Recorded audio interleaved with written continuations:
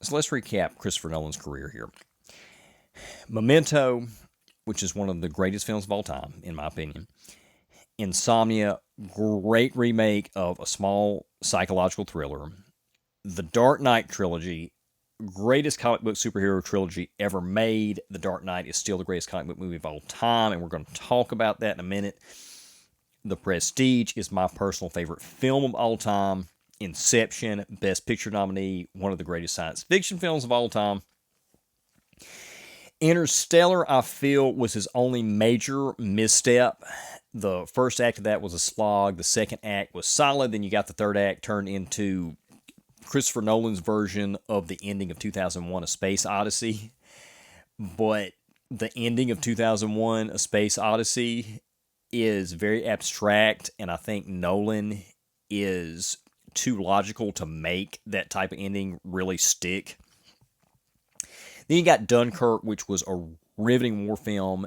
Tenet, which I know a lot of people hated. I thought it was incredibly inventive time travel story. I really enjoyed it. So, short version is I love Christopher Nolan, okay? Absolutely love the guy. All that said, and I appear to be in a slim minority on what I'm about to say. So if you're watching and listening to this on a platform that allows comments and you want to express your disagreement, I get it. Just please keep it civil. The first description that came to mind while I was watching this movie, Oppenheimer, was pretentious slog. And I think that may be a little unfair. It's definitely a slog, but I don't think Christopher Nolan is actually being pretentious, but it certainly comes off that way. Either way, I thought this film was a giant misstep for him. At least his second worst film behind Interstellar and possibly his number one worst film. So let's start with the good. We did Mission Impossible, start with the bad first. Let's start with the good on this one. The performances are stellar. Some of the best acting I've seen in a film, period. Cillian Murphy will win Best Actor at the Oscars this year. The cinematography is incredible. Hoyt van Hoytema, if that's how you pronounce his name, will win Best Cinematography. And that's it. That's the good. Everything else about the movie I thought was abysmal. It's a narrative mess, and I love nonlinear storytelling. It requires an extra level of intellectual engagement to follow, and I like that mental challenge. And most of Nolan's films employ some kind of nonlinear element. The two best examples are probably Memento and The Prestige. Memento uses black and white for the past story that's moving forward, and then color for the future portion that's moving backward, which is really creative. Is what makes it one of the greatest movies of all time, in my opinion.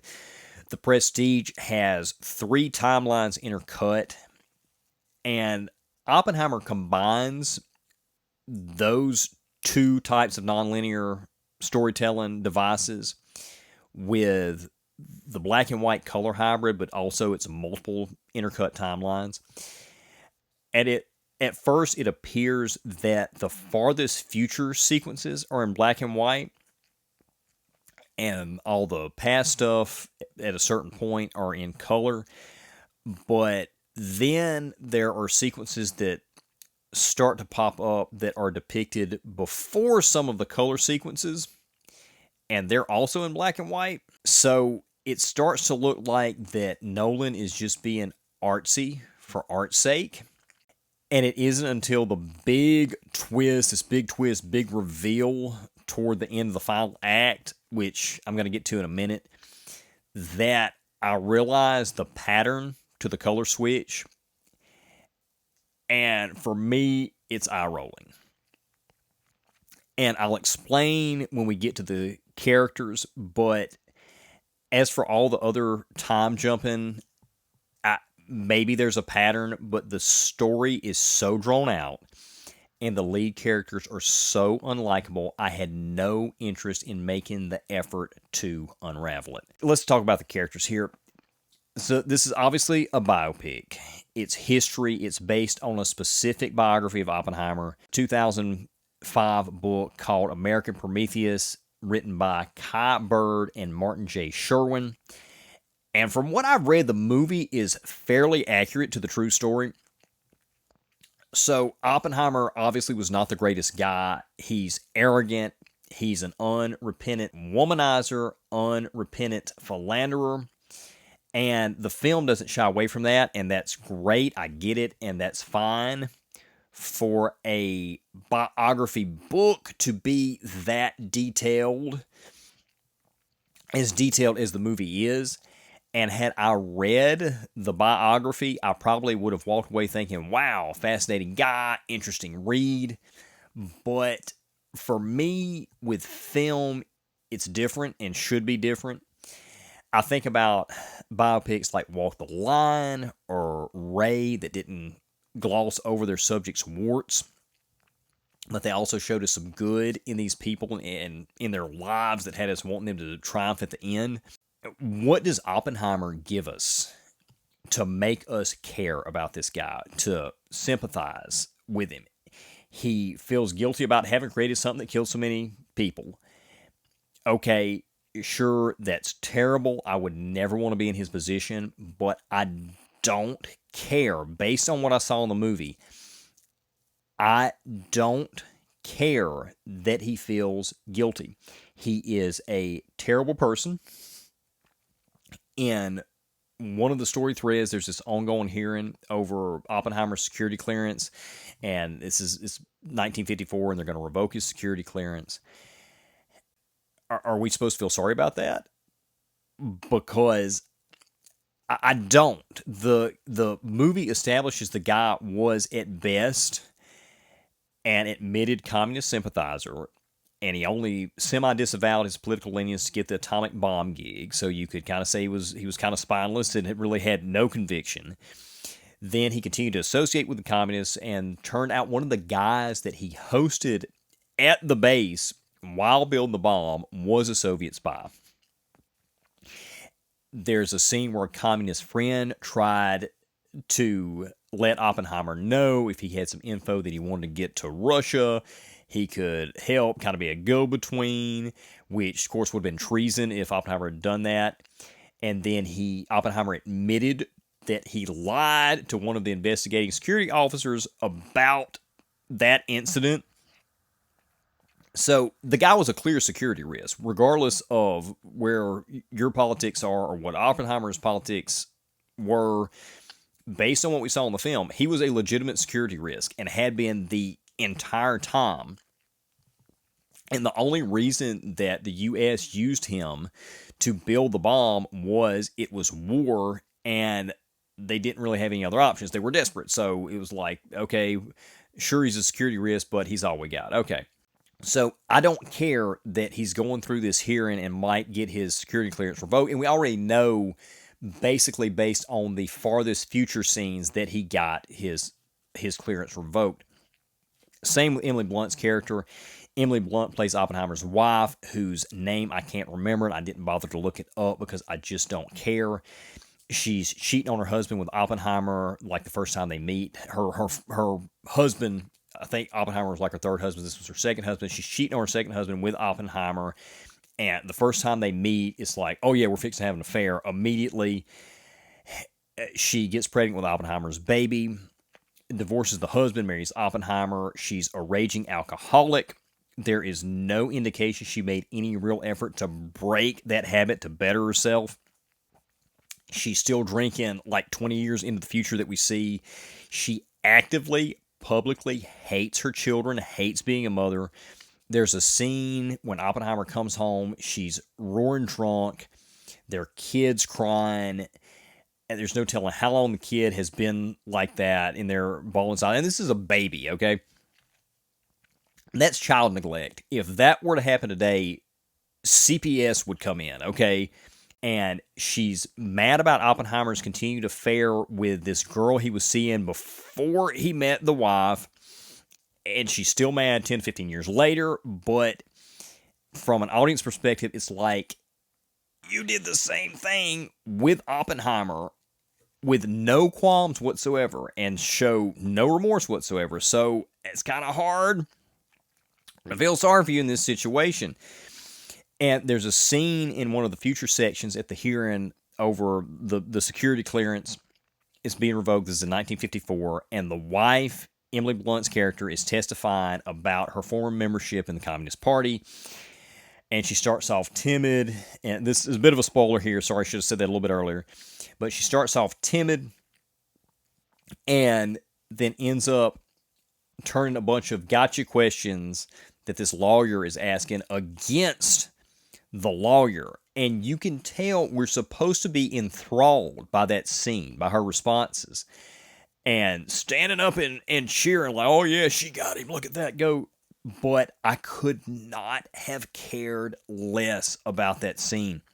The character hadn't done anything in the entire film to earn that moment. Then you got Florence Pugh, and I love Florence Pugh. I think she's one of the best actresses working out there today. But her character is just awful. She's psychologically disturbed. She's oscillating on Cillian Murphy. I want you. I don't want you. I need you. I don't need you. And big spoiler here, eventually she commits suicide after Oppenheimer tells her that their relationship is over. And this happened in real life. And it's sad and it's tragic that it happened. But based on what we see on the screen, I don't feel any sadness for her as a character. And I'm not sad for him for having gone through that and having lost her. I just, again, I don't care. And I feel bad that I don't care about this horrible thing that happened. But for me, the filmmakers have done nothing to make me care and feel sympathy for any of these characters. And the way their physical relationship, the Florence Pugh and Cillian Murphy character, was handled is shocking for a Nolan film. Nolan is known for handling love scenes delicately. It's like an old school sensibility. He doesn't show anything graphic. And another spoiler here, you get Florence Pugh and Cillian Murphy's characters. They meet, boom, cut, they're in bed.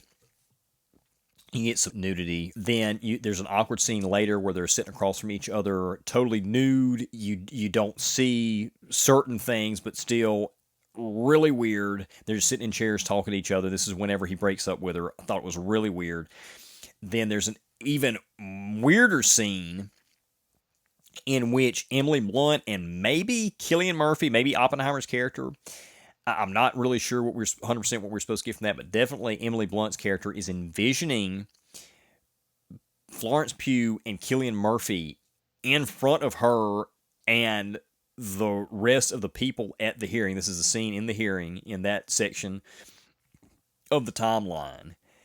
And Emily Blunt is envisioning them together. And I get it. It was supposed to be a visual representation of what it felt like having Oppenheimer's affair discussed in public like that. It's just all wide open and everybody can envision it. I get it, but it's just really weird, really uncomfortable. Then there's Robert Downey Jr. I love Robert Downey Jr. from Chaplin to Tony Stark, and everybody's saying he's totally unrecognizable in this role. He literally looks like himself. And I already mentioned the stellar performances of the cast. And I never thought I'd say this, but one exception in that is Robert Downey Jr. For me, that role could have been played just as well by 150 other actors. And there's nothing special about the character that lends itself to being a standout performance. That being said, for most of the picture, Robert Downey Jr.'s character, Strauss, seems to be the only character worth rooting for. I thought, oh, he's going to end up being the hero. The character is nuanced, but he's ultimately a good guy. And spoiler alert, in that shocking twist I mentioned, that's near the end of the movie, it's revealed, oh no, Robert Downey Jr. is the villain. And Oppenheimer is the good guy the whole time. Oppenheimer really is the good guy.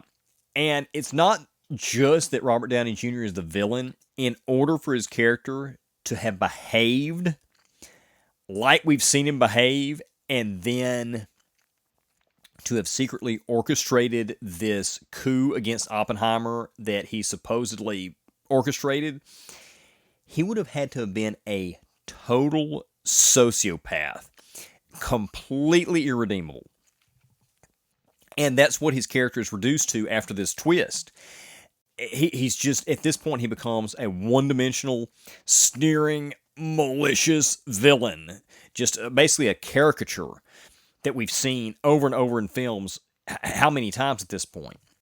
And it's here where we realize, or maybe not realize, but it's where I realize that all of the black and white scenes were from Robert Downey Jr.'s perspective. You know, because he's the villain, and he only sees the world in black and white. And Cillian Murphy's character, Oppenheimer's character, all the scenes that were in color were from Oppenheimer's perspective, because, you know, he's the hero, and he sees the world in color. And I just thought that was so lame. It did not work for me at all. So now we have nobody to root for in the picture. And I don't care that Oppenheimer feels guilty. I don't care if he lost his security clearance. I don't care that his wife got cheated on, had to go through the hearing ordeal. And it's sad that this happened in real life, as I said earlier, but watching this as a film, again, I don't care about Pugh's character dying or what that did to Oppenheimer. And obviously, since Robert Downey Jr. turns out to be the villain of the piece, I also don't care about him. When you're telling a story as a piece of art entertainment in a modern sense, previously in the 19th century, you read books like Moby Dick. Moby Dick's one of my favorite books, but Moby Dick has some chapters in there that really aren't necessary for the story. They're good and they're fun, they're cool, but they're not necessary for the story. Well, one of the reasons that was okay then, literature was the primary form of entertainment. And the longer the book is, the more it had in there, the longer you had that entertainment, the longer you had that escape. It's not necessary now for modern storytelling unless you're just trying to recapture that old feel. So you need more than just the facts. It's like the Dragnet Jack Webb line, just the facts, ma'am, just the facts. That's what this feels like. It feels like that it's a textbook or a historical account for posterity, but scrambled up. And it needs focus. Any kind of storytelling in the modern sense, it needs some kind of focus. Even this review, when I was making notes for this episode, there were a lot of other thoughts I had that I could have put in here, but I was trying to get the opinions and observations I thought were most relevant and then bring them together in some type of sensible conclusion. And ordinarily, Christopher Nolan is a master at this.